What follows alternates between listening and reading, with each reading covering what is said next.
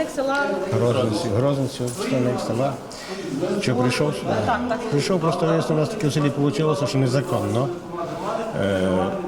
Рішенням сільської ради, сесії, прийняли самі вони рішення і нас віддали до Кліщівців ще в вересні місяці. Не спитаючи, не робили людей, не питали, не робили збори загальносільські. Просто кучка депутатів з головою сільської ради, вони самі вирішили віддати село туди без згоди людей. І тому прийшли сюди вияснити це все. А ви хотіли би? Може, не тільки я би хотів, громада села би. Треба запитати, треба обговорити це все. Що вони б хотіли? Що б вони б хотіли, вони самі рішити, затвердили рішення і все. Це виходить як колоніалізм якийсь, що захотіли, то й зробили. Хотіли бути у Колінківцях, так. Я б і ближче набагато, і ми бачимо, що в Колінківцях такий розвиток села йде.